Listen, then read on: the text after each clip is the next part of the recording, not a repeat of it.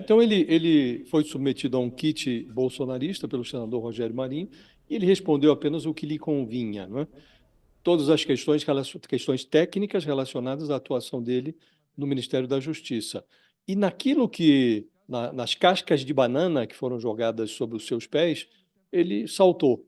Então, não respondeu se pretende ou não julgar processos relacionados ao Bolsonaro, embora o senador tenha dito que ele já declarou que o Bolsonaro é um serial killer, né?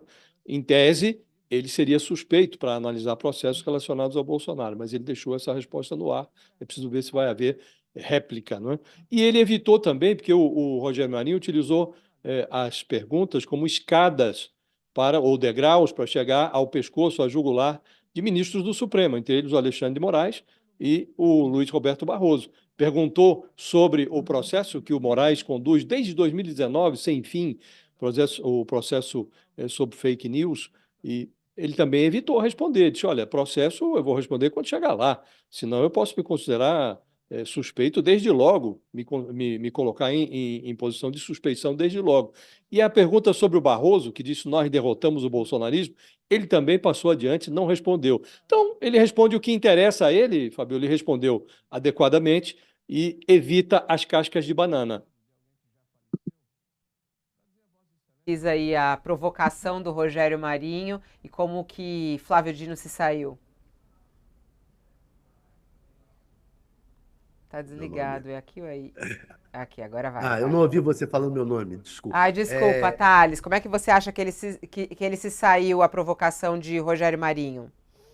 Eu acho que no todo ele se saiu muito bem. Agora, realmente faltou, e é a técnica de todos esses entrevistados, faltou responder os pontos mais difíceis, né? Realmente, ele criticou duramente o Bolsonaro, e isso coloca ele em certa situação de dificuldade para julgar o Bolsonaro.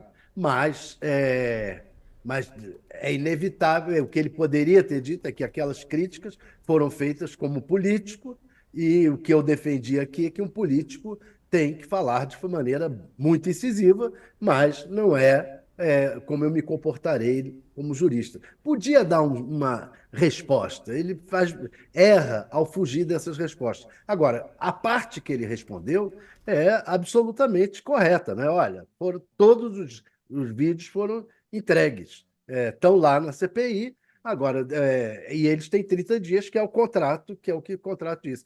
Eu tive aqui 29 horas depondo, prestando esclarecimentos aos parlamentares. Dizer que eu fugi não é verdade, eu estive aqui o tempo inteiro. Big Techs, aquele caso das Big Techs, é um caso em que as Big Techs se julgam no direito de publicar o que atrai mais atenção, mais views, e, em alguns casos, criminosos, especialmente nesse caso aí, que tinha crianças envolvidas.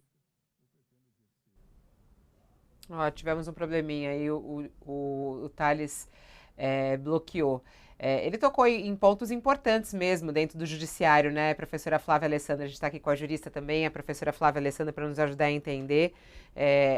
Quer concluir, o Thales? Você estava falando das Big Techs e aí travou. No caso das Big Techs, é um absurdo a forma como elas estão travando, né? Não, agora voltou, pode falar. É um absurdo a forma como elas agem com relação a manter imagens e vídeos se achando acima da lei.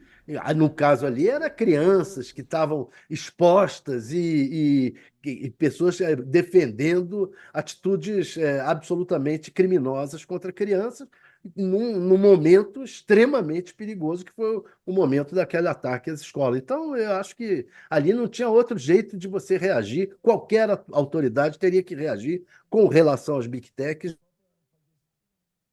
Caiu. Professora Flávia Alessandra, eu vou passar a palavra para você com essa questão, até que ele fez a Flávio Dino, né? As declarações de Flávio Dino, até então, né, bem fortes em relação ao ex-presidente Jair Bolsonaro, até quando ele não estava ainda no governo, e também durante o governo ele já deu várias declarações. Isso traz vamos dizer assim, alguma preocupação com a isenção dele no julgamento? Ele tem falado desde o início, né, de vestindo a toga, todas as togas são da mesma cor. Ele fez questão de falar isso no discurso. Já fez questão de falar também que ele chegando lá não será político nesse sentido. Ele terá isenção para julgar Bolsonaro? Professora, como é que a senhora analisa? Bom, do ponto de vista jurídico, eu acho que ele foi muito bem desde o momento da apresentação inicial. A questão de que as togas têm todas a mesma cor e tentar cravar que ele, como senador, como político, pode ser parcial, enquanto que, como magistrado, ele precisa ser imparcial. Foi um delinear muito positivo e eu acho que ele foi muito bem também na resposta que ele deu agora às colocações do senador Marinho. E aí, como bem trouxe o Josias, realmente ele foi submetido a um kit bolsonarista e ele procurou ali tentar não ir para um embate mais direto, creio eu, nesse primeiro momento.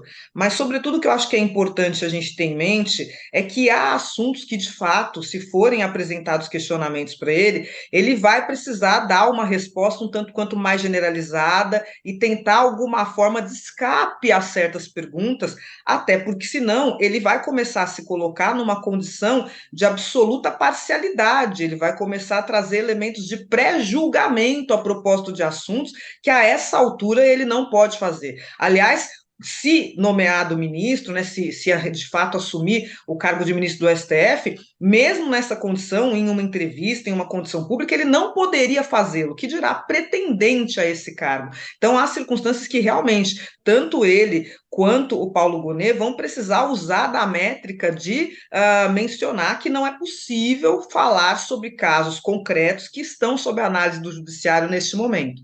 Agora, se ele vai ter imparcialidade ao julgar questões afetas a Jair Bolsonaro ou ao bolsonarismo, se nós olharmos a todo o histórico que o Flávio Dino teve que enfrentar, inclusive enquanto governador durante a pandemia, fica numa vertente um tanto quanto instável, porque ele foi um governador que sofreu demais durante, o Estado em si sofreu demais durante o governo Jair Bolsonaro. No entanto, ele tem um histórico que eu acho que é muito importante, um currículo que é importante ser ventilado, que é alguém que já exerceu a magistratura e sabe das questões do cargo. Mas me parece que em determinadas circunstâncias, talvez ele precise de fato se manter afastado e talvez possa sim ser ventilada certa parcialidade dele, e aí a corte vai ter que promover algum remanejamento, e por isso nós temos multiplicidade de ministros. Eu acho que algumas falas que ele teve no passado, elas não são características impeditivas para que ele seja aí referendado no cargo de fato, e mostram, né, muito a propósito daquilo que ele pode ofertar uma vez que assume essa posição. Mas eu acredito que daqui até o final dessa sabatina, ele vai, como bem trouxe o Josias, evitar essas cascas de banana e tentar dar uma resposta que seja aquela que os pares queiram ouvir.